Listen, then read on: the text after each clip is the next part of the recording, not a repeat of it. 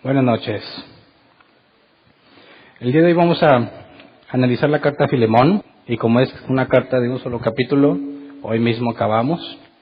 Acompáñenme por favor a Filemón 1:17. Aunque el 1 sale sobrando, ¿verdad? Cuando dicen Filemón 17, pues es el versículo del único capítulo. Entonces, ¿es Filemón 17 o Filemón 1:17, como se te haga más fácil? Dice: de modo que, si me tienes por compañero, recíbelo como a mí mismo. El nombre del tema es recíbelo como a mí mismo. Y aquí Pablo está hablando de Onésimo. Está hablándole a Filemón acerca de Onésimo. Y como es la primera vez que analizamos la carta, vamos a ver un poco del contexto histórico y la fecha en la que fue escrita. El autor es indiscutiblemente Pablo. De hecho, Pablo menciona que escribe de su puño y letra. No toda la carta quizás, pero una sección que vamos a leer más adelante donde dice Pablo que escribe de su puño y letra lo que haría. La fecha se ubica entre el 60 y el 62, y junto con Efesios, Filipenses y Colosenses, la carta a Filemón se considera que fue escrita desde la prisión en Roma y en el mismo periodo de tiempo. En cuanto al contexto de la carta, bueno, la carta hace referencia a Onésimo, que era un esclavo, y nos lleva a tratar de entender la esclavitud en ese tiempo.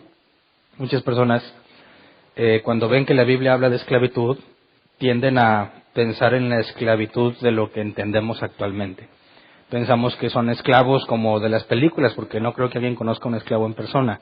Esclavos de las películas donde son hombres o mujeres gravemente maltratados o gente totalmente despreciada. Tendríamos que ir al contexto cultural para entender lo que la esclavitud era en ese tiempo y poder entender cómo es que Onésimo, siendo esclavo, cómo es que era la vida de Onésimo siendo esclavo y la vida de su amo Filemón, que era amo de Onésimo. Filemón era el dueño de Onésimo. La carta a Filemón tiene que ver con una petición de Pablo a Filemón en cuanto a su esclavo Onésimo. Y tendríamos que entender que en Roma, en el Imperio Romano, la esclavitud en aquel tiempo era muy común. Y según algunas estadísticas que encontré, se dice que eran 1/3 de la población era esclavo. 1/3, o sea, bastantes eran esclavos. Ser esclavo en aquel tiempo se dice que era más rentable que ser trabajador libre. ¿Por qué? Porque el esclavo, ahorita vamos a ver algo que no era tanto un beneficio, sino algo, o digamos la parte mala de la esclavitud. A un esclavo se le daba lugar donde vivir, comida y vestido, lo necesario para sobrevivir. A un hombre libre no. A un hombre libre es ráscate como puedas. Entonces el esclavo tenía de perdido sustento seguro. Ahora, para que alguien tuviera un esclavo tenía que tener buena posición económica. Así que el esclavo de alguien con buena posición económica no tendría que preocuparse por qué va a comer, dónde va a vivir o qué se va a poner. Entonces, además, los esclavos en aquel tiempo podían hacer cualquier tipo de trabajo. Podían ser doctores, artistas, aquí tengo mencionado otros oficios comunes, músicos, maestros, contadores, etcétera. Y los esclavos en aquel tiempo eran instruidos por sus amos. Entonces, los que eran doctores, contadores y todo eso, habían recibido la capacitación, mientras que les daban un lugar donde vivir, qué comer y qué vestirse. Un hombre libre normalmente no tenía acceso a la educación por cuestión económica. Así que ser esclavo en aquel tiempo no era algo en sí mismo desagradable. Era una forma digna de vida y la sociedad lo aceptaba como una posición social más. También dice que algunos esclavos disfrutaban de una vida más rentable y favorable que aquella comparada con los hombres libres, aunque no todos los esclavos vivían así, ¿verdad? Pero algo que no era tan agradable es que los esclavos no eran considerados personas legalmente hablando. Es decir, si algún amo acusaba de homicidio a un esclavo, el esclavo no tenía derecho a un juicio. El esclavo era considerado más como una posesión o una herramienta de su amo. Entonces, siendo más una especie de objeto, se podía heredar. Tú podías heredar un esclavo, podías comprarlo, venderlo, intercambiarlo o pagar deudas con los esclavos. Entonces era más bien un bien del amo, y digamos que esa era la parte perjudicial para ellos, en que si te tocaba un mal amo aprovechado o te echaban la culpa de algo que él hizo, pues no tenías forma de defenderte. Pero Se dice que en aquel tiempo la cultura romana empezó a descubrir que los esclavos eran más eficientes si estaban contentos. Así que se hacían esfuerzos para mantenerlos contentos y que trabajaran mejor. Entonces, desde la perspectiva de aquel tiempo, ser esclavo no era tan desagradable. De hecho, te iba a ir mejor que muchos hombres libres. Entonces, sabemos que Onésimo era un esclavo y podemos entender entonces que la relación entre esclavos y amos no siempre era desagradable y se veía en cierta forma como un trabajo. Ahora, para entender un poco de la problemática entre Filemón y Onésimo, que nos menciona a lo largo de la carta, se puede resumir en que Filemón conoció el Evangelio por medio de Pablo. Filemón era el dueño de Onésimo. Filemón entonces era lo suficientemente rico como para tener una casa grande, y ahorita vamos a ver que había una iglesia en su casa, para tener una casa grande y además para tener al menos un esclavo. O sea, la posición económica de Filemón era buena. Podía mantener al menos un esclavo y una casa grande donde se reunía la iglesia. Al parecer Onésimo, antes de ser creyente, robó dinero de Filemón, y ahorita cito el pasaje donde se puede concluir eso. Robó algo o robó dinero de Filemón y huyó y escapó a Roma para no ser encontrado. Ahí en Roma, Onésimo conoce del Evangelio por medio de Pablo, y Pablo empieza a instruirle a Onésimo en el camino del Señor. En determinado momento, que no se nos dice qué tanto tiempo pasa, Pablo envía a Onésimo de regreso con Filemón para que arregle los asuntos que tiene pendientes porque había huido robando algo. Entonces, Pablo envía a Onésimo de regreso y le pide a Filemón, que perdone a Onésimo.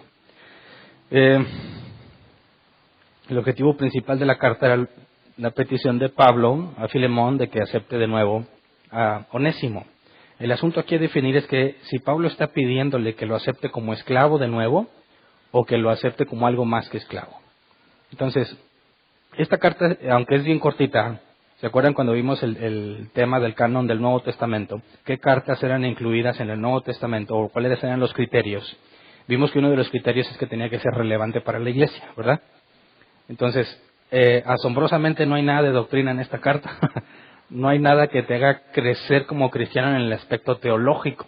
Entonces sería natural preguntar, bueno, ¿por qué consideraron que la carta a Filemón, una carta donde Pablo le pide a Filemón que perdone a Onésimo, era relevante en la iglesia como para ser considerado escritura inspirada por Dios y que todos los creyentes la leyéramos? ¿Cuál es la razón? Ya que no aborda temas teológicos. La razón principal es que nos da o nos aporta información sobre la situación de la iglesia y el cristianismo ante la esclavitud. ¿Me explico? Nos deja ver cómo en aquel tiempo se sobrellevaba el ser cristiano y el ser esclavo y cómo se trataban dos personas en distintas posiciones sociales, sobre todo amos y esclavos.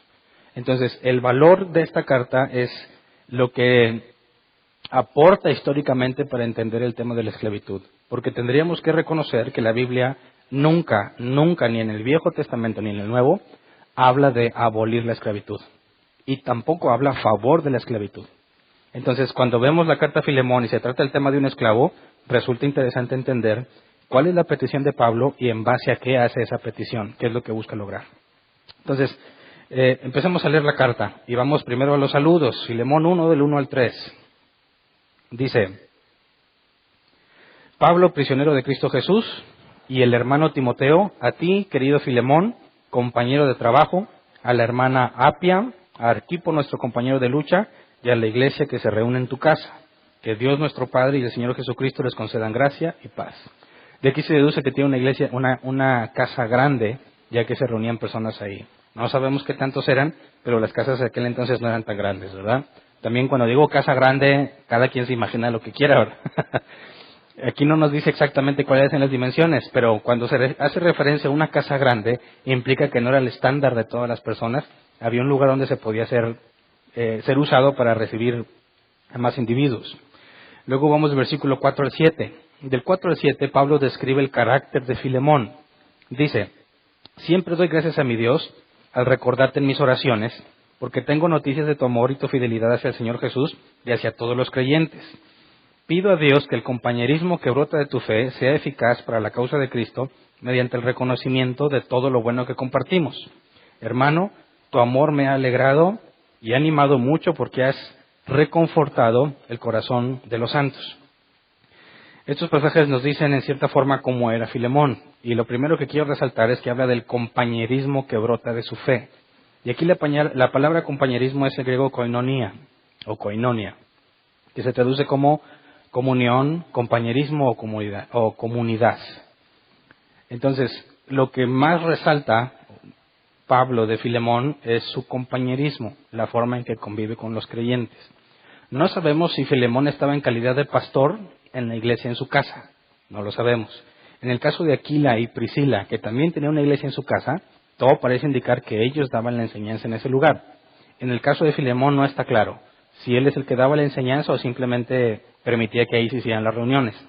Pero nos dicen que el compañerismo que brota de su fe, es decir, en Filemón lo destacable o principalmente destacable es que le gustaba o propiciaba mucho que los cristianos convivieran, que hubiera compañerismo entre ellos. Y dice que has reconfortado el corazón de los santos. Y normalmente cuando encontramos la palabra corazón, vemos el griego cardia, que hace referencia al hombre interior, a la voluntad. En este caso no. Aquí cuando dice has reconfortado el corazón de los santos, la palabra es splagnon, que se traduce como vísceras u órganos internos. Normalmente se refiere al corazón, hígado y los pulmones. En sentido figurado hace referencia a las emociones. Y eso es interesante. Si tú le preguntaras a un hombre de este tiempo, ¿dónde está el centro de control del ser humano? Es decir, ¿dónde está tu voluntad? ¿Dónde está albergada donde toma las decisiones? ¿En tu cerebro o en tus vísceras? En aquel tiempo te responderían que en las vísceras. Para ellos el cerebro no tenía ninguna función fundamental. De hecho, si vamos todavía más atrás, en el caso de los egipcios, cuando los egipcios momificaban a sus líderes, trataban con sumo cuidado aquello que consideraban que era la esencia de ese ser humano. Así que cuando los abrían, manejaban con mucho cuidado el estómago, los intestinos, el hígado, los pulmones, porque consideraban que ahí estaba la esencia de la persona. Y el cerebro, donde sabemos ahora que es en el cerebro donde está el control de todo el cuerpo, el cerebro le daban tan poco valor que metían unas pinzas por la nariz y sacaban el cerebro y lo tiraban, donde ellos no tenían ninguna relevancia para ellos el cerebro. Entonces, cuando hablamos de que ha confortado las entrañas o las vísceras de los santos, no debemos decir, pues les dio de comer, ¿verdad? Les confortó las entrañas. No, por eso hace referencia también la traducción a emociones.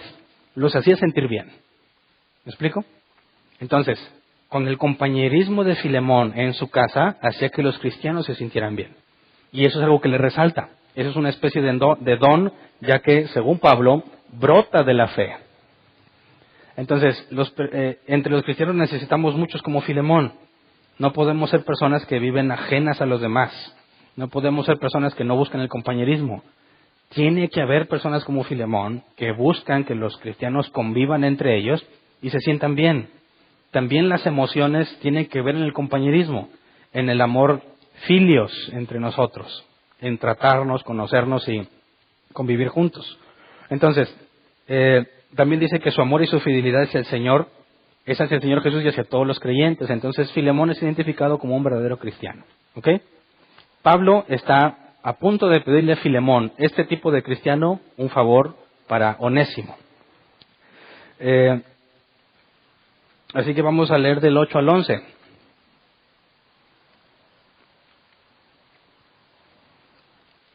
Dice, por eso, aunque en Cristo tengo la franqueza suficiente para ordenarte lo que debes hacer, prefiero rogártelo en nombre del amor.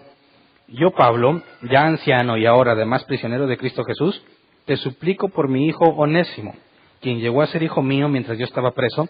En otro tiempo te era inútil, pero ahora nos es útil tanto a ti como a mí. Entonces Pablo presenta una súplica, ¿verdad? Así es como lo maneja la NBI. Presenta una súplica por su hijo Onésimo. Y aquí nos deja ver que Onésimo conoció del Evangelio por medio de Pablo cuando estaba preso. ¿Cómo sucedió? ¿En qué circunstancias? No sabemos. No hay forma de concluirlas porque no nos da información al respecto. Lo único que sabemos es que Pablo estaba preso. ¿Onésimo también estaría preso? ¿Quién sabe? ¿Quién sabe qué habrá pasado? Entonces, no se nos especifica, pero le dice que aunque tiene autoridad suficiente para ordenárselo, prefiere rogárselo en el nombre del amor, no en el nombre del Señor, ¿eh? No es una instrucción que Jesús le dio. Dice, se lo ruega en nombre del amor. Pero deja ver que tenía autoridad sobre él. ¿Por qué? Porque Filemón conoció de Dios por medio de Pablo. Y fue discipulado o estaba siendo discipulado aún por medio de Pablo. Así que su autoridad en cuestiones de Dios tenía que ver, le debía la autoridad a Pablo como anciano de la congregación. No tiene que ver esto con la vida personal de Filemón, ¿me explico? Erróneamente algunos entienden, sobre todo yo he visto casos que algunos pastores erróneamente quieren intervenir en todo lo que hacen sus congregantes hasta el grado de tratar de manipular sus vidas, asumiendo o presumiendo cierta autoridad, ¿me explico? Entonces dicen, no, yo soy el pastor y te mando que no hagas eso, que ya no le hables a tu tío, ya no le hables a tu hermano, no vayas a comprar esto. Cosas que para nada tienen que ver con su responsabilidad en cuanto a un discipulado. ¿Me explico? Tiene que haber una línea entre lo que en la iglesia las personas con autoridad tienen, en el caso de los ancianos, porque esa autoridad es delegada por Dios, porque tiene que dar cuentas de estos ante Dios, en cuestiones de la vida del cristiano, en cuestiones de la doctrina y la enseñanza bíblica. Pero lo que tú decides personalmente no puede estar controlado por tu pastor o por el anciano. Esa es una decisión que libremente debes de tomar. Y ahorita vamos a ver que precisamente Pablo nos dice que eso es lo que busca de Filemón, que toma una decisión libre. Entonces, dice, tengo autoridad para ordenarte lo que debes hacer. Sin embargo, prefiero rogártelo en nombre del amor.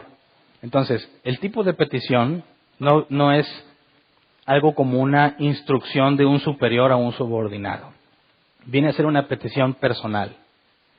Pablo no está tratando de hacer uso de su posición en la iglesia para conseguir un favor de Filemón, sino que demuestra que aunque tuviese la autoridad, no la usa y lo pide a nivel personal. Eso es importante porque es un ejemplo para todos, ¿eh? Nadie en autoridad puede pedírtelo algo que no tiene nada que ver con el cristianismo y la doctrina, solo porque es pastor. ¿Me explico? No puedes invadir el ámbito personal en ese tipo de cosas. Entonces, ya que Pablo hace una súplica por su hijo Onésimo, ¿qué es lo que pide Pablo? Que libere a Onésimo o que lo reciba de nuevo como esclavo. Quisiera que hicieras este ejercicio. Imagínate que tú eres Pablo y conoces a Onésimo y sabes la situación de Onésimo. Y sabes que entre tú y Filemón, pues hay muy buenas migas, ¿verdad? Y sabes que Filemón, pues es buena gente. ¿Tú le pedirías a Filemón que acepte a Onésimo como esclavo de nuevo? ¿O le pedirías que lo acepte, pero ya no como esclavo, sino como persona libre? ¿Qué le pedirías tú? Levante la mano el que pide que lo reciba otra vez como esclavo. Nadie. Dice, no, pues es mi compadre, ¿verdad? ¿Cómo de esclavo otra vez? Bueno, levante la mano el que le pediría que lo reciba como hombre libre. ¿Tampoco nadie? Levante la mano sin vergüenza. Ok. Yo hago la pregunta porque este puede ser un problema serio entre creyentes. Tratemos de poner una situación actual. Yo he conocido a algunos cristianos que, como algunos que levantaron la mano, le pedirían a Filemón no que lo acepte como esclavo, sino como hombre libre, ¿verdad? Y la lógica va más o menos así, ¿no? Oye, Onésimo es tu hermano en Cristo, ¿a poco lo vas a traer de esclavo? Y suena así como que, pues sí es cierto, ¿verdad? Somos hermanos en Cristo. Otra cosa sería que fuera un mundano pagano cualquiera, a ese sí lo tengo de esclavo. Pero si es un hermano en Cristo, ¿cómo lo voy a traer de esclavo? Y esa lógica parece correcta, ¿verdad? Pero hay un serio problema en esta lógica, en esa forma de pensar, ya que si seguimos ese argumento al extremo, yo he conocido cristianos, y ya no hablo de ustedes, que por el hecho de ser cristianos y tener jefes cristianos, esperan que se les trate de forma especial. Es decir, yo tuve amigos que cuando recién yo empezaba en la iglesia y andábamos trabajando de distintos puestos, anunciaban un congreso en la iglesia. Aquellos que sabían que sus jefes no eran cristianos, pues ni se apuntaban, ¿verdad? Pues no me van a dejar tomarme el día para ir a un congreso.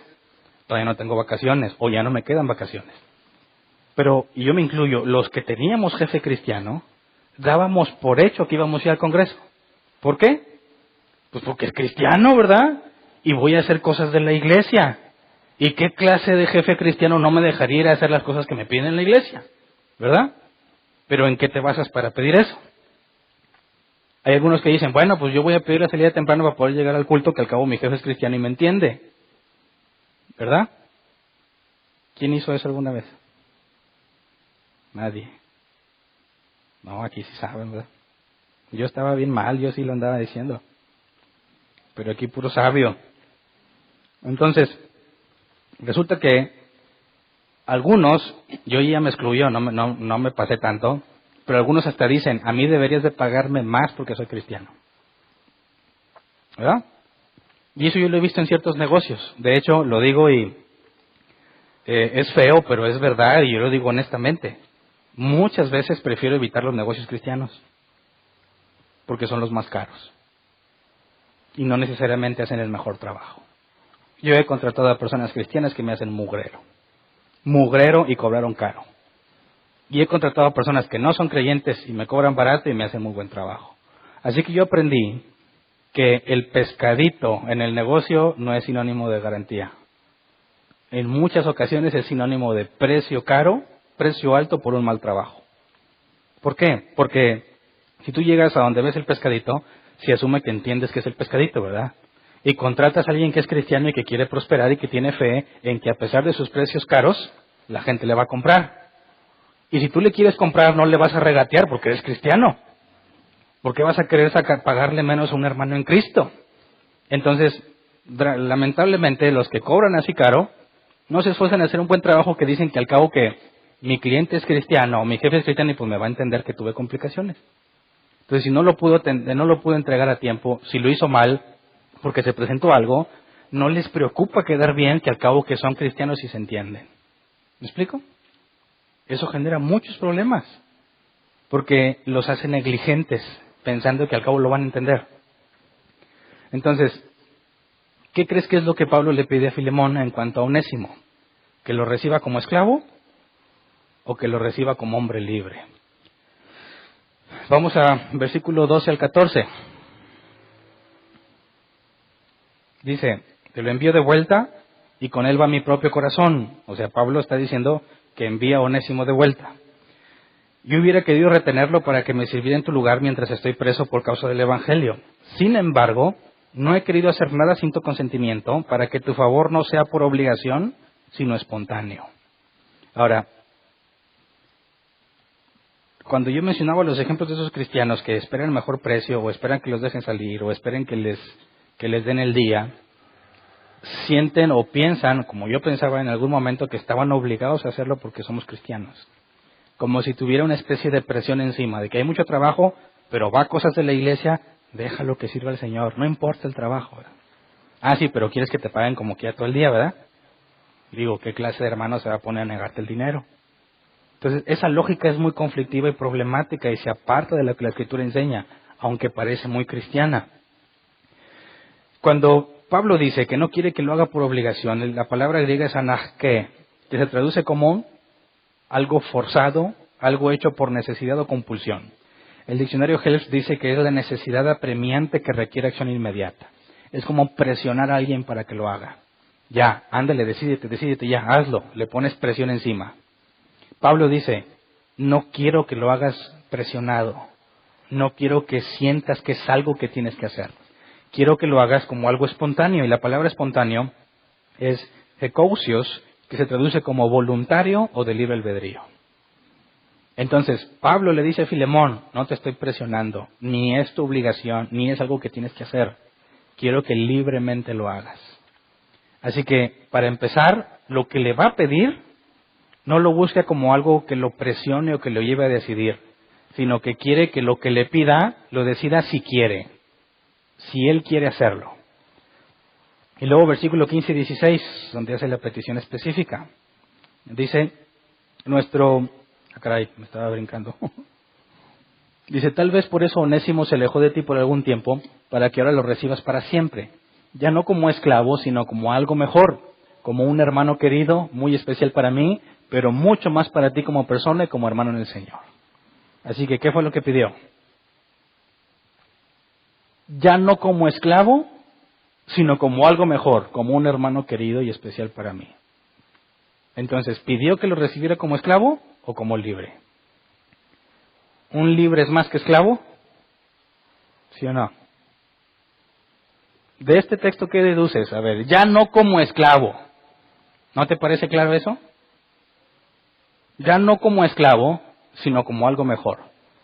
Y la NBI parece indicar que Pablo está solicitando que se le reciba como hombre libre, ¿verdad? Ya no como esclavo. Pero vamos a la Reina Valera 60.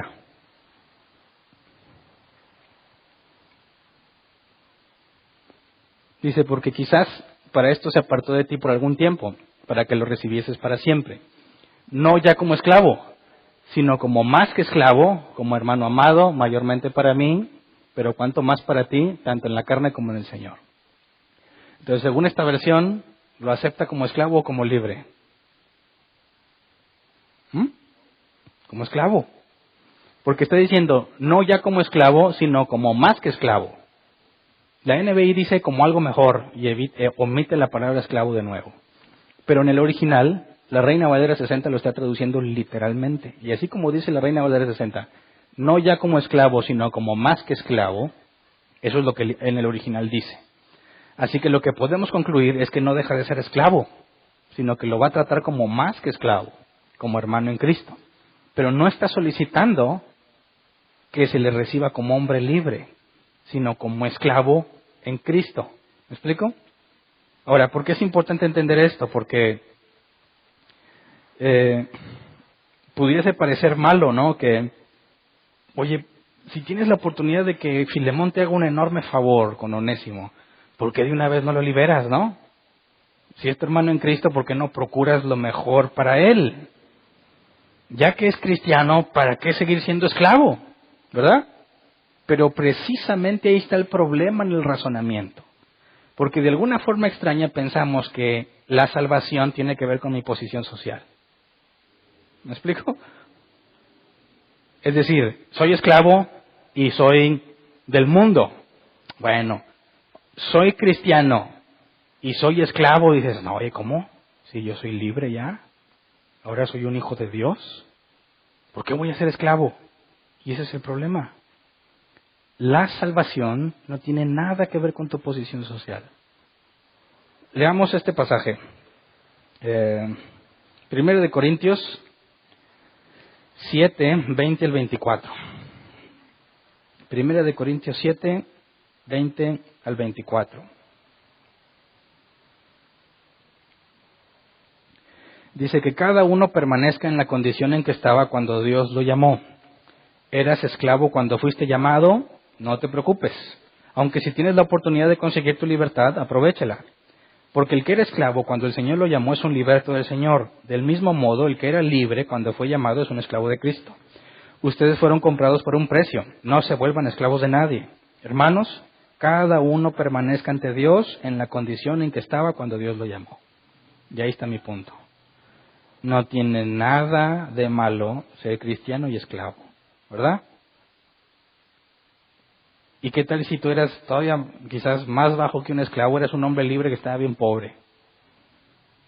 ¿Es incongruente que seas cristiano y que seas pobre? No tiene nada que ver. Tu posición social no tiene nada que ver. Era pobre antes de conocer a Cristo. Ahora que conozco a Cristo me voy a hacer rico. Claro que no. ¿Qué dice aquí? Cada uno permanezca como fue llamado. ¿Verdad? Hoy eres esclavo, no te preocupes, en Cristo eres libre. Eres libre, no te preocupes, eres esclavo en Cristo. Así que tu posición social no tiene nada que ver con tu salvación. ¿Sí me entienden? La idea de, oye, es tu hermano en Cristo, ¿cómo lo vas a tomar de esclavo? ¿Cómo que cómo? Estamos dejando fuera una parte muy importante del texto. Es decir, tratemos de poner un ejemplo para aterrizarlo más. Imagínate que en nuestro contexto, imagínate que tú eres Onésimo y tú trabajabas en una empresa y tú eras obrero en la planta, operabas máquinas, lo que sea. Y de repente, le digo, todavía no conoces de Dios, ¿verdad? Un buen día te da por robarte algo te robas algo de la empresa y huyes, te vas a otra ciudad. O sea, te vas a Coahuila, a otro estado. Allá en la empresa se dieron cuenta que robaron algo y que huiste. Ya saben que fuiste tú.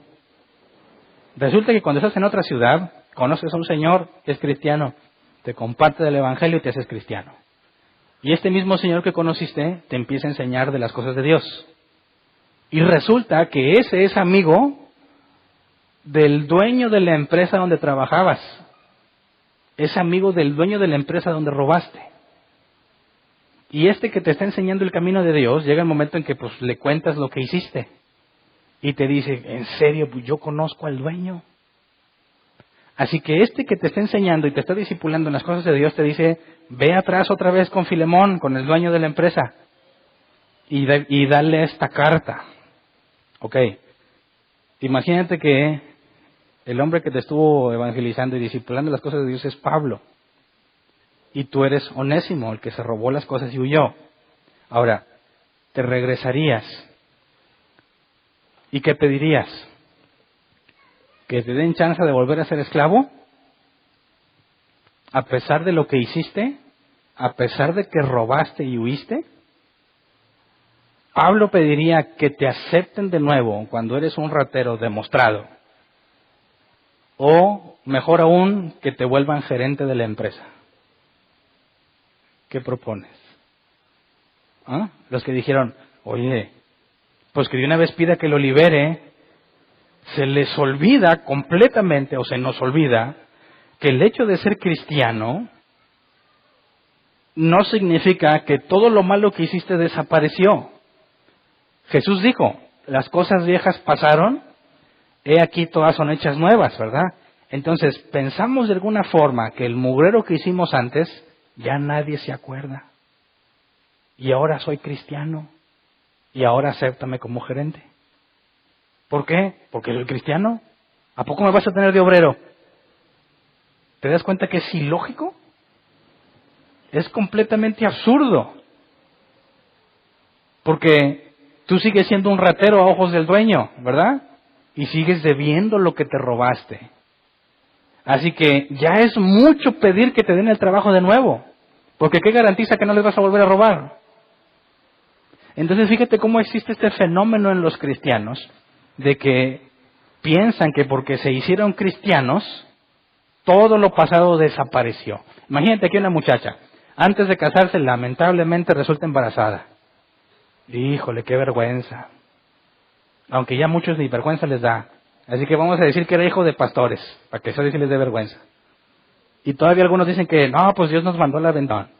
Dice, pues sí, o sea, sí, bendiciones son los hijos, pero no la situación en la que viene este hijo, ¿verdad? Y tratan de hacer que todo desaparezca lo que estaba atrás, ¿verdad? Y entonces imagínate que la muchacha pues no era cristiana y pues está embarazada y se hace cristiana. Y por una razón extraña los cristianos piensan que se va a desembarazar. Por las cosas viejas pasaron, todas son hechas nuevas. ¿Se entiende? Ese es el fenómeno. Muchos piensan que la mujer debería de desaparecer el bebé, que al cabo que ya es nueva criatura. Y claro que no, porque las consecuencias siguen, ¿verdad? Ese embarazo no deseado, que muy probablemente el muchachito huyó, o ya no la ama como decía que la amaba, y luego pues ya soy cristiana, ¿y te vamos a aplaudir? ¿Vamos a decir que todo fue un hermoso plan de Dios para que la bendición llegara a nuestra familia? Claro que no, quizás ya eres cristiana, pero hiciste un mugrero, y ese mugrero no se borra, no desaparece.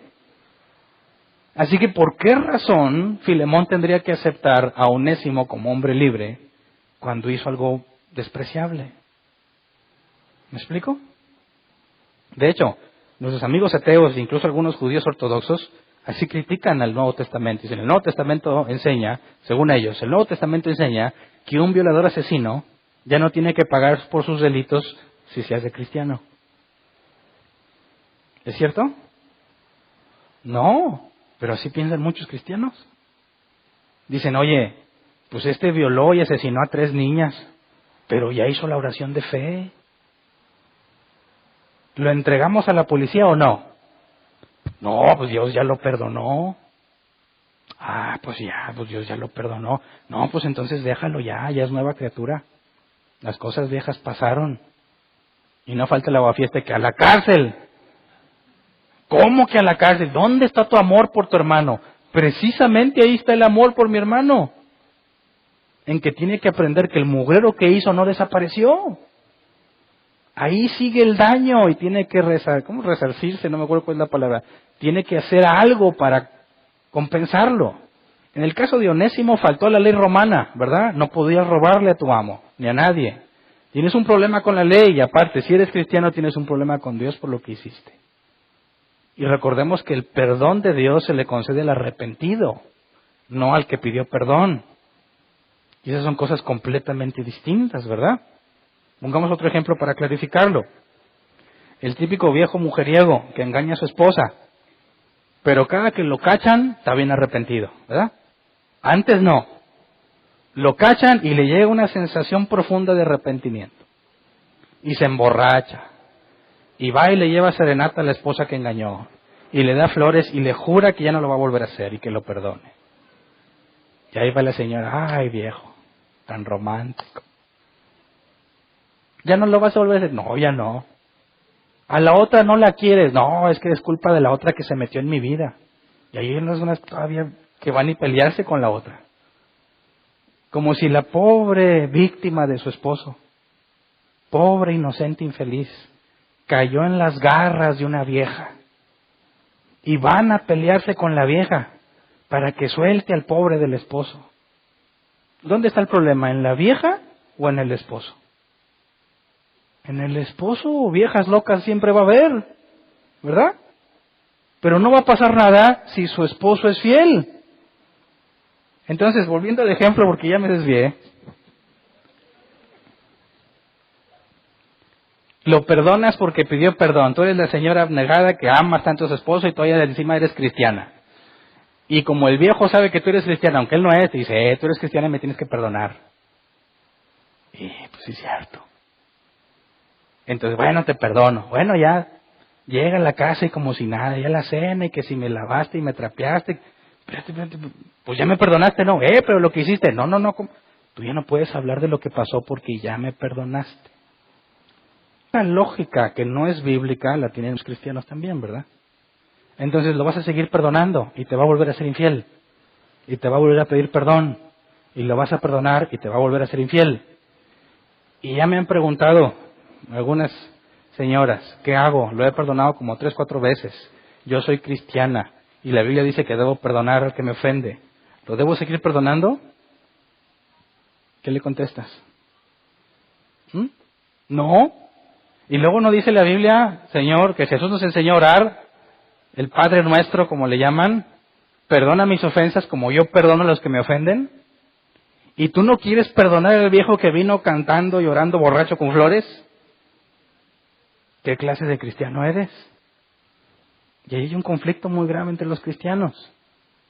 Y es el mismo conflicto que hace pensar que Onésimo debe ser recibido como hombre libre, porque ya es cristiano.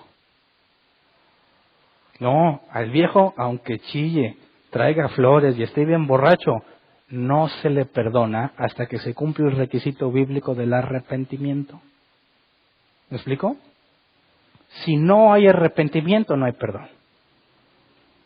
¿Qué es el arrepentimiento? Bíblicamente, cambiar tu forma de pensar. Y si cambiaste tu forma de pensar, ya no te puedes comportar igual. Así que al viejo infiel se le perdona hasta que dé suficiente evidencia de que no lo va a volver a hacer. No en un día, ni en un mes, quizás en años. ¿Me explico? Tiene que recuperar la confianza que perdió y eso es bien difícil. Bíblicamente tiene que haber una evidencia contundente de que el viejo ya no es el viejo de antes. Prácticamente la única razón sería conversión al cristianismo, que Dios lo haya convertido. Entonces, ¿perdonarías, si tú fueras Filemón, perdonarías a Onésimo? Si llega un Pablo cualquiera y te dice, ya se hizo cristiano, perdónalo, ¿lo perdonas? Así que quisiera que entendieras la situación que está pidiendo Pablo, No está pidiendo cualquier cosa. ¿Quién estaría dispuesto a darle trabajo a alguien que ya robó y huyó con lo que se robó? ¿Nomás porque dice que es cristiano? Filemón no conoce a Onésimo, no lo ha visto en mucho tiempo. Pablo asegura que Onésimo es cristiano, pero a Filemón no le consta. Imagínate que a ti te roban, se llevan algo y regresa, ya soy cristiano, perdóname. ¿Lo perdonas? Entonces, yo creo que eso nos puede situar en el contexto de la petición de Pablo. No está pidiendo nada simple, está pidiendo algo muy complejo. Entonces, no puede decir simplemente perdónalo porque ya es cristiano. Tiene que apelar a otro tipo de cosas. Tiene que decir que se lo tome como favor personal. Como si fuera él. Que deje de pensar en Onésimo y lo haga por él. Así que, leamos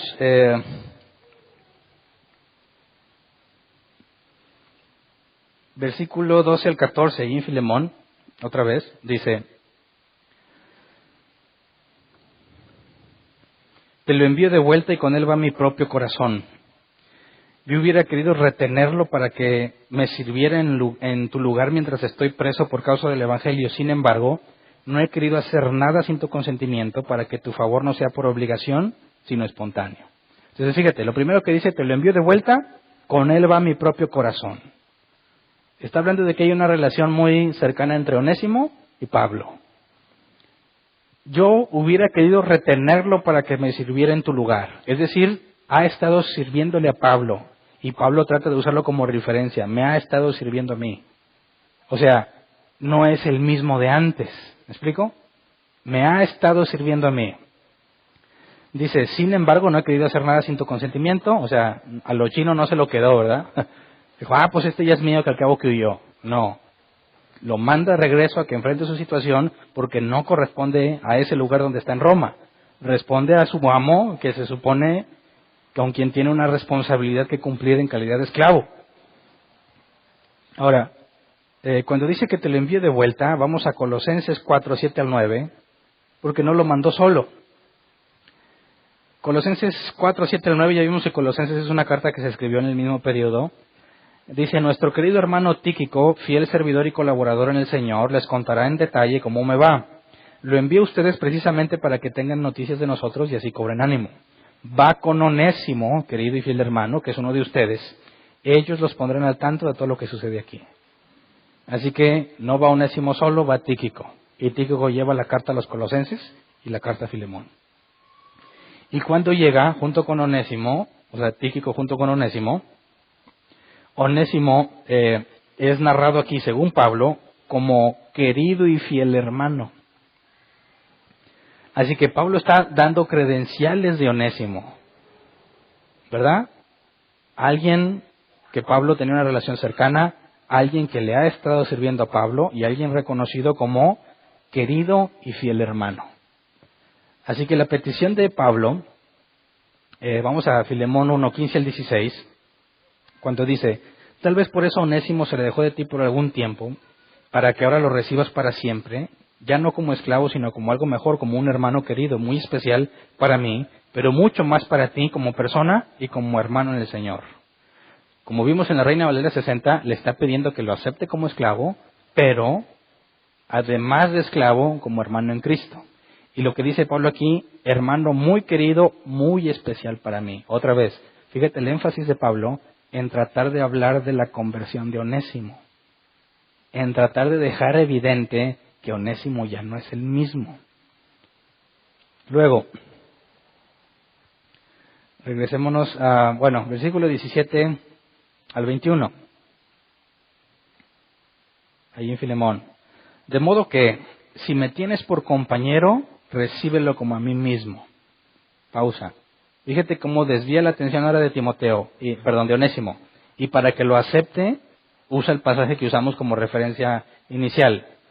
De modo que, si me tienes por compañero, recíbelo como a mí mismo. Y lo está pidiendo a título personal. Si te ha perjudicado o te debe algo, cárgalo a mi cuenta. De aquí viene la idea de que se llevó algo. Si te ha perjudicado o te debe algo, cárgalo a mi cuenta. Yo, Pablo, lo escribo de mi puño y letra, te lo pagaré. Por no decirte que tú mismo me debes lo que eres. O sea, que conoció de Cristo gracias a, o por medio de Pablo. Dice, sí hermano, que reciba yo de ti algún beneficio en el Señor, reconforta mi corazón en Cristo. Te escribo confiado en tu obediencia, seguro de que harás aún más de lo que te pido. Cuando dice, reconforta mi corazón en Cristo, trata de explicarle a Filemón que si lo acepta, Pablo se va a sentir bien. Y está en la cárcel, y le está yendo mal, ¿verdad? Y Onésimo es un muy buen amigo de Pablo, y le ha estado sirviendo, y es un querido y fiel hermano. Así que, ¿en dónde está tratando de fijar su petición Pablo? En la conversión de Onésimo. Así que no está pidiendo algo como un favor de que, oye, pues ya es cristiano, no, pues échale la mano. Nos apoyamos entre cristianos. No. Está dando suficiente evidencia acerca de Onésimo como para arriesgarse y decir, acéptalo y ya no te va a volver a hacer lo mismo, no te va a volver a robar. ¿Cómo sabe que no le va a volver a robar? Porque habla de la genuina conversión de Onésimo. Así que, cuando nuestros amigos ateos dicen que el Nuevo Testamento enseña que no importa lo que hagas, se borra y ya, porque ya eres cristiano, es falso y es antibíblico, porque la condición que la Biblia enseña del nuevo nacimiento es precisamente un cambio radical en la persona. Y el caso de Onésimo es el más claro ejemplo que refuta la idea de que lo que hiciste antes ya no cuenta. Porque Pablo, instruyendo a Onésimo, se entera de lo que hizo, lo manda de regreso a confrontar su situación. Pablo está dispuesto a pagar lo que sea porque Onésimo no tiene dinero. ¿Me explico? Pablo trata de abogar para que sea reincorporado en su trabajo y ahora pueda reparar el daño que hizo, ganarse otra vez la confianza y poder vivir la vida cristiana como debe ser. Así que no es meramente una petición de entre compadres, de échale la mano a mi amigo. No es que Pablo tenga palancas y esté tratando de acomodar a Onésimo, sino que está llevando a Onésimo a confrontar la situación que dejó mal y reparar el daño a aquellos que les hizo mal. Y eso es lo que sería, como consecuencia lógica, eso sería una consecuencia normal en alguien que nació de nuevo, que quiere hacer las cosas que agradan a Dios. Si un asesino dice que se convirtió a Cristo, que al mismo tiempo dice que ya no tiene por qué entregarse, que al cabo que sus cosas pasadas ya fueron borradas, no ha entendido el Evangelio. Y es la más clara muestra de que no tiene el Espíritu Santo. ¿Verdad? Porque si tienes el Espíritu Santo que te guía todo lo bueno y tú estás fugitivo de la ley, ¿no te diría el Espíritu Santo, el que inspiró la Escritura, que dice que nos sometamos a las autoridades, no te llevaría a entregarte? Claro. Oye, pero ya es cristiano. ¿Y? Tiene que corregir lo que hizo mal. Tiene que reparar el daño. Así que el hecho de que Onésimo esté ahí y de que haya ido con Tíquico y de que esté junto con Filemón implica la voluntad de Onésimo de reparar el daño también, ya que no fue obligado. Entonces, cuando hablamos del perdón de pecados y la conversión, no puedes creerlo de una persona que no vive como si realmente haya sido convertido, que no vive como si hubiese nacido de nuevo. Una persona que se comporta como cualquier otro no creyente, pero al mismo tiempo asegura que es cristiano, es un mentiroso andante. ¿No es cierto? Es imposible. Es imposible que una persona que nació de nuevo y que tiene el Espíritu Santo siga deseando las cosas de antes y siga comportándose como se comportaba antes. El tal es un mentiroso.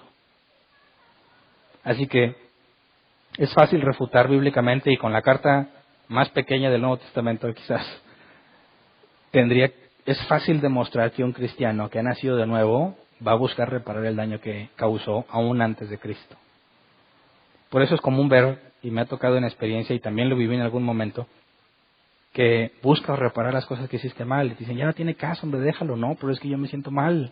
Necesito repararlo, necesito decirte, necesito hablar y que me perdones por cosas que hice antes. Yo ya ni me acuerdo, pero como quiera yo no estoy en paz porque sé que lo hice mal. Y algo te va a obligar por dentro a enderezar las cosas. Y ese algo es el Espíritu Santo. Es imposible que quieras vivir una vida siendo un fugitivo y al mismo tiempo tengas el Espíritu Santo. Entonces, cuando Pablo dice, recíbelo como a mí mismo, Pablo está dando un testimonio muy fuerte de la conversión de Onésimo. Se está jugando su propia reputación, Pablo, al solicitar semejante cosa, de que sea restaurado como esclavo en la casa de Filemón. Y luego leamos por último la parte final de la carta, Filemón 1, 22 al 25. Dice, además de eso, prepárame alojamiento, porque espero que Dios les conceda el tenerme otra vez con ustedes después de sus oraciones. Te mandan saludos de Epafras, mi compañero de cárcel en Cristo Jesús, y también Marcos, Aristarco, Demas y Lucas, mis compañeros de trabajo. Que la gracia del Señor Jesucristo sea con su espíritu. Entonces Pablo, ya vimos que dice, estoy confiado en que le obedecerá y hará aún más de lo que le pide. También planea ir, ¿verdad? Y no sabemos si realmente fue, sabemos que sí salió de prisión, ya lo habíamos visto. No sabemos si llegó a ir a Colosas, donde estaba Filemón. Pero si te fijas, el plan no era que quedara de lejos y ya, sino que él mismo iba a ir. Y si va ya, pues va a visitar a Filemón y va a visitar a Onésimo. Y va a ver cómo están las cosas. ¿Me explico? Hay un compromiso también de parte de él. Entonces, como cristianos, es común que te puedas sentir movido a perdonar a cualquier persona solo porque te pide perdón, porque tienes la obligación de perdonar, porque así dice la Biblia. Pero el arrepentimiento tiene que ser algo que esté presente. ¿Me explico?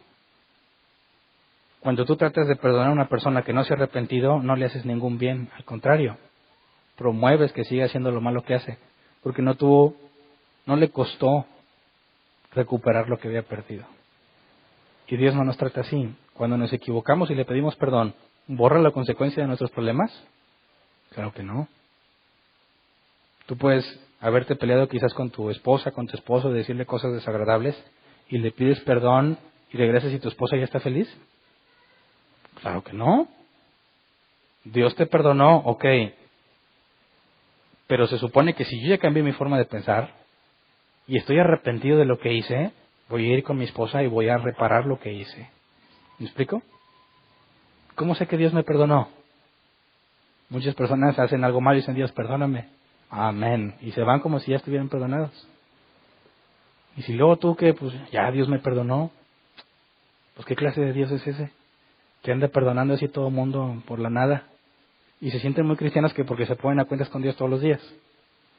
Y todos los días se ponen a cuentas del mismo problema. ¿Eso significa que Dios te perdonó?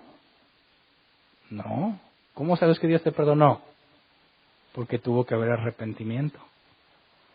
Ya que sin arrepentimiento no hay perdón. Entonces dices, oye, ya le pedí perdón a Dios y te perdonó. Pues todavía no sé, pero déme unos días. Y yo le voy a echar ganas. Y si ya no tengo ese problema, tengo la certeza de que Dios me perdonó. Porque me concedió arrepentimiento. ¿Me explico? Entonces aquellos cristianos que todos los días oran y le piden perdón a Dios y piensan que por eso ya, están equivocados. Tienes que ver si se te concedió el arrepentimiento.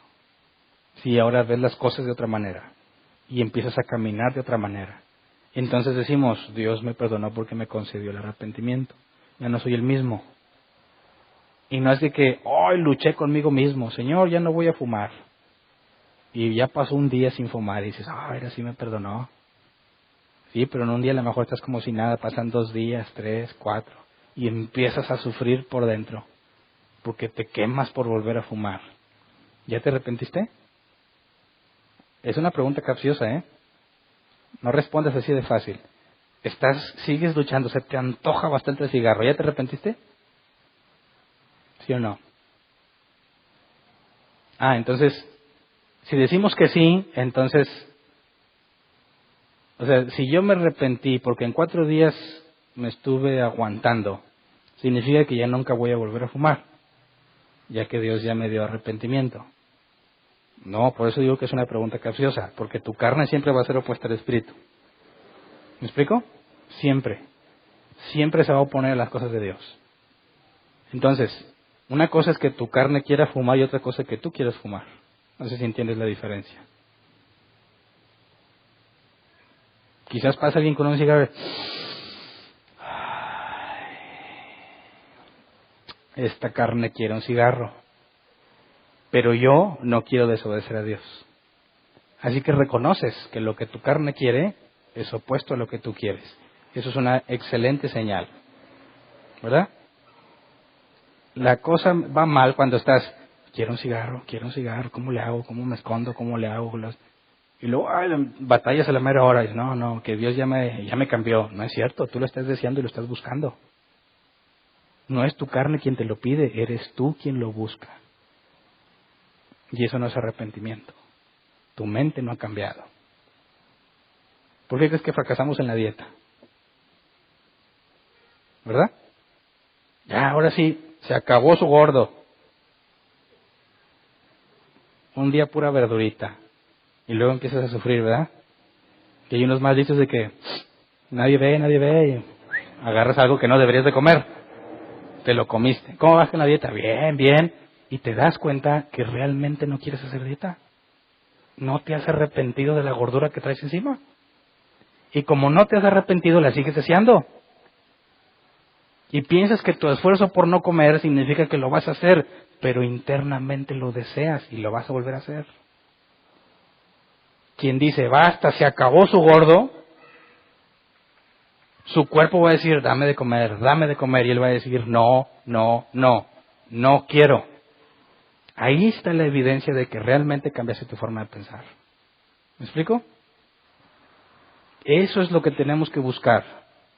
Imagínate que Onésimo nomás convenció a Pablo de que ya se había arrepentido. Y llega a la empresa y vuelve a ver las cosas y está, oye, a ver cómo le hago para esconder y... ay, hombre, cabo nadie se va a dar cuenta y está buscando la forma de robar. Eso no significa que haya nacido de nuevo. Sigue comportándose como antes. Por eso es importante notar que aunque como cristianos ya no hacemos lo mismo, hay que entender por qué ya no haces lo mismo. Aquel que nomás está refrenando sus deseos para no pecar, no ha entendido lo que es el Evangelio. Aquel que dice, ya no peco, aunque mi cuerpo quiere porque lo aborrezco, tiene evidencia del nuevo nacimiento. ¿Sí queda claro? Entonces, la carta a Filemón, que ya la acabamos, es muy escueta, pero nos da mucha información de cómo se trataba ese tema. Así que si ahorita estás en calidad de esclavo, aunque la esclavitud dicen que no existe, ¿verdad? Pero hay muchos que viven, y ahí me quiero excluir yo, muchos que viven como esclavos. Viven para trabajar, viven para su patrón. Y en eso su vida, toda su vida está alrededor del trabajo. No se supone que vives para trabajar, se supone que trabajas para vivir. ¿Verdad? Tienes que encontrar la forma de revertir el proceso, no de que dejes de trabajar, sino de poner las prioridades que corresponden y vivir la vida que Dios quiere. ¿Me explico? Tienes que encontrar la forma de tener un balance y dejar de vivir para trabajar. Se supone que vivimos para el Señor. Y es completamente diferente. Entonces, no pienses que porque eres cristiano vas a dejar de ser empleado, vas a dejar de tener problemas económicos. Los vas a seguir teniendo. Lo importante es cómo los manejas por dentro. ¿Cuál es el fundamento que te mueve a hacer las cosas? Ninguno de nosotros puede decir, tengo que trabajar para poder vivir, porque es incorrecto. Nuestro fundamento en la vida es Dios. Y la Biblia dice que si tú te ocupas primero en el reino de Dios y su justicia, lo demás vendrá por añadidura. Así que no trabajas para vivir. Vives para Dios y Él te concede el trabajo para suplir necesidades. Y es un cambio muy radical que los cristianos tenemos que entender. Así que no aplica para nosotros la esclavitud, pero sí debemos entender el asunto de Onésimo, de Pablo y de Filemón. No des aval por nadie. Cualquiera que te diga cristiano o que tenga un pescadito en su tarjeta de presentación, en su carro, en su negocio, en su casa, de una vez te digo, de entrada no le creas nada. No lo conoces. No des por hecho que es cristiano hasta que lo demuestre. Una vez que lo demostró, no una vez, varias veces, entonces puedes decir, este es un hermano en Cristo, ya que viste la evidencia. Pero no le llames hermano a cualquiera que tenga un pescadito que traiga una Biblia bajo el brazo, porque hay muchas cabras locas. ¿Ok?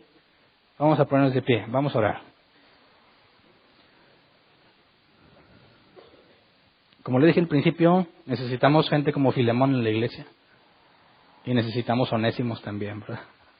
También gente como Pablo, que reconozca la evidencia del nuevo nacimiento en los demás y esté dispuesto a ayudarlo convencido de su conversión. Pidámosle a Dios que en la situación en la que nos encontremos, que aplique en la situación de Pablo, de Filemón o de Onésimo, cada uno podamos tener en claro esto que dice Dios, que cada uno permanezca en la condición que se le llamó. Dice que si eres esclavo y tienes oportunidad para librarte, aprovéchala. No te dice que busques librarte. Si tienes la oportunidad, aprovéchala. Y si eres libre, dice, no dejes que nadie te esclavice. Entonces hay una responsabilidad, ¿verdad? Nos enfocamos en hacer lo mejor que podemos para Dios, pero no porque quiero salir de mi situación, sino porque quiero hacer lo que a Dios agrada. Pero si se presenta una posibilidad de cambiarla, la tomo. No es tu principal prioridad cambiarla. Tu principal prioridad es servirle a Dios, hacer lo que le agrada. Y si Dios concede que se presente la oportunidad, la tomas. ¿Ok? Pidamos a Dios para que esto esté bien establecido en nuestras vidas. Señor, gracias porque a pesar de lo pequeña que es la carta, en tu sabiduría tienes algo que enseñarnos en medio de las Escrituras. Señor, que aquellos que viven o vivimos una especie de esclavitud donde nos hacemos dependientes de alguien más, parece que somos la herramienta de alguien que haga como nosotros como quiera y no tenemos el control de nuestras vidas, no podemos hacer lo que te agrada porque estamos sujetos a alguien como en servidumbre. Te pido que traigas orden a nuestras vidas, que nos permitas vivir como tú esperas que vivamos, que tu Espíritu Santo nos dé el querer como el hacer, que nos des el entendimiento y el arrepentimiento necesarios para que podamos, en medio de nuestra situación, esté económicamente crítica u holgada, que podamos hacer lo que a ti te agrada en medio de la situación, sabiendo que no es nuestra situación algo que indique la calidad de relación que tenemos contigo. Señor, que nuestro medio, nuestro ambiente externo, nuestra condición social o económica, nunca sea un indicador de nuestra relación contigo. Que el hecho de que estemos bien contigo, Señor, no lo relacionemos con abundancia económica y que la escasez no la relacionemos con pecado necesariamente, sino que podamos decir como Pablo que sabemos vivir en abundancia y en escasez y que todo lo podemos en Cristo que nos fortalece. Señor, que nuestras acciones que hayan estado mal hechas, concédenos poder reparar el daño en donde sea posible. Que no seamos negligentes en que si te pedimos perdón asumamos que el problema desapareció, sino que busquemos continuamente tu perdón y busquemos el arrepentimiento para que podamos tener certeza de que estás obrando en nuestras vidas. Que aquello que está mal hecho y nos concedes saberlo, que nos des también, te pedimos la oportunidad de reparar el daño si es posible. Y como también decía el salmista, líbranos aún de los pecados que no son ocultos. Si hemos ofendido, si hemos lastimado, si hemos perjudicado a alguien y no nos dimos cuenta, líbranos, Señor, y permítenos tomar conciencia de las cosas que hemos hecho en perjuicio de otros. Concédenos ser como Filemón, con un compañerismo que conforte el corazón de los santos, que podamos buscar la comunión entre nosotros para el bien de nosotros, que podamos buscar pasar tiempo juntos y conocernos y que podamos ser edificados unos a otros a través de esos tiempos de comunión. Que sea ese compañerismo, como pedía Pablo para Filemón, que sea eficazmente usado en tu causa, en tu obra, para que podamos beneficiar a otros y que podamos también conocer personas, como en el caso de Pablo, de quienes tengamos una evidencia contundente de su conversión. Y como Pablo, podamos conocer personas que digamos, estos son fieles hermanos en Cristo. Que podamos conocer a personas con quien tú tratas, con quien has transformado y cambiado sus vidas, y que podamos alentarnos y confiar unos en otros, porque tenemos la evidencia del nuevo nacimiento. Que no vivamos angustiados por nuestra salvación, sino que podamos vivir confiados en que tú eres fiel, tú que empezaste la obra en nosotros la terminarás. Y llegaremos a la estatura del varón perfecto tal como lo has prometido, Señor. Que unos a otros nos ayudemos a crecer, a ser edificados y a permanecer en ti, Señor, para tu gloria y tu honra. Gracias. Amén. Pueden sentarse. Sección de preguntas. ¿Alguien tiene una pregunta? Levante su mano y le llevan el micrófono. No importa que vengas por primera vez, no hay derecho de antigüedad o por antigüedad. Si tienes una pregunta, no te la lleves a tu casa, levanta la mano y con gusto hacemos lo posible por aclararla. ¿Alguien? ¿A la 1? ¿A las 2? Y a las 3. No hay.